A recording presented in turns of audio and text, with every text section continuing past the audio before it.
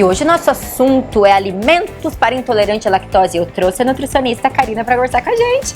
Tudo bom, Nina? Tudo bem com você? Bem, que eu lembrei de intolerantes, de cuidados, lembrei na hora de você, Obrigada, um prazer sempre estar aqui. Imagina, e eu acho que pra gente começar essa entrevista, uma coisa que eu tava até comentando nos bastidores com ela aqui, é a importância da gente ver a diferença, né? Que tem a alergia, a intolerância, como é que funciona? Quais são as diferenças? Então assim, as alergias elas vêm crescendo muito, né? Hoje em dia, antigamente a gente não se falava tanto delas, né?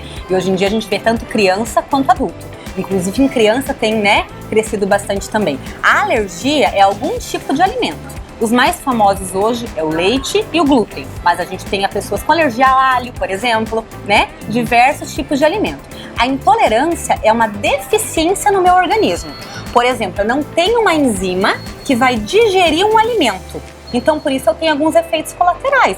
Os efeitos, tanto da alergia quanto da intolerância, são praticamente os mesmos, né? Diarreia, constipação, estufamento, né? Aquela sensação de empachamento que a gente fala, aumento de gases.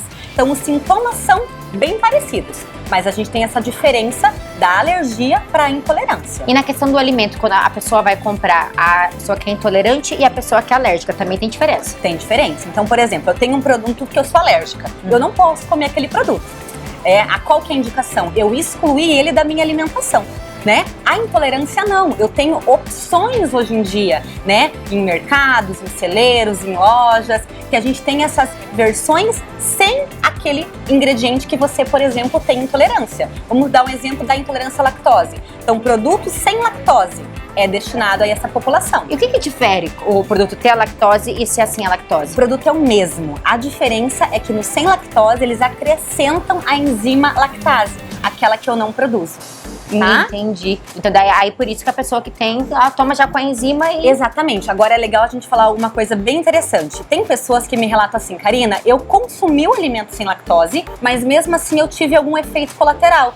Aumentou meus gases. Será que era mesmo sem lactose? Eles acrescentaram a enzima. Mas às vezes o meu grau de intolerância é tão alto que aquela enzima que foi colocada não é suficiente para mim. Então a gente tem as opções de enzimas separadas para comprar hoje em dia. Nas farmácias de manipulação também tem essa versão. Aí eu tomo e como o alimento na sequência. Entendi. Tá? Então e é só testando? Só testando. Então a gente tem grau leve, médio, alto, né? Exames de sangue a gente consegue identificar, mas geralmente o sinal e o sintoma é a melhor avaliação, né? E hoje a gente tá aqui na Paiol porque a gente vai falar especificamente dos queijos, né? Eu nunca na minha vida imaginei que tinha tanto queijo para esse tipo de situação. Tantas opções, né? E tem um monte, né? Muitas. E aqui a gente vê, por exemplo, parmesão sem lactose. E vê, queijo de Alagoas, vários formatos. E o que me interessou aqui pra te perguntar, Nina, uma coisa que a Ju uma vez tinha comentado comigo, é esses queijos A2. O que significa esses queijos A2? Então, na verdade, assim, quando a gente fala do leite, do queijo em si, a gente sempre pensa na nutrição, né? Eu como nutricionista, né? Alimento inflamatório. Por que é considerado hoje um alimento inflamatório? Claro, né? Mudou a alimentação, né, daquele animal e tudo mais, industrialização, mas a gente tem uma proteína dentro do leite que chama caseína A2. Então essa caseína ou beta-globulina, que às vezes a gente também vê nesses nomes, ela é a proteína inflamatória. Então quando eu tenho um queijo dessa opção que não tem a caseína, eu tenho um queijo que ele é um alimento anti-inflamatório. E aí ele serve tanto para alérgico quanto para intolerante? Tanto para alérgico quanto para saúde no modo geral, porque é um queijo que vai ter mais saúde. Exatamente.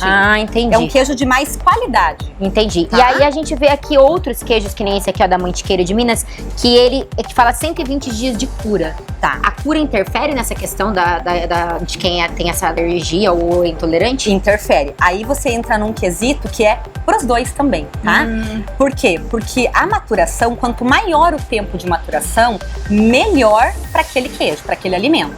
O que acontece? Ela vai desnaturar a caseína. Eu eliminei essa proteína inflamatória. E eu vou eliminar a lactose numa porcentagem altíssima, que aquele intolerante vai comer esse queijo maturado e não vai ter efeito gástrico. Então, quanto mais tempo ele tem aqui, melhor nessa situação. Melhor.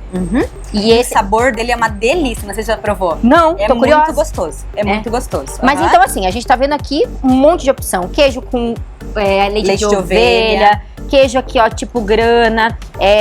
Tem de tudo aqui, vocês imaginam. Então, na verdade, não é só bom pro intolerante ou pro alérgico. Ele acaba sendo um queijo melhor para todos nós. Se for eu, por exemplo, como nutricionista, indicar um queijo na alimentação, eu sempre vou indicar um queijo com maturação. Um queijo maturado, um queijo da canastra, pelo esse processo, que eu não vou ter essa proteína inflamatória, eu vou ter uma redução de lactose. Mas eu, como por exemplo, uma pessoa que não tem intolerância, eu posso comer um alimento sem lactose?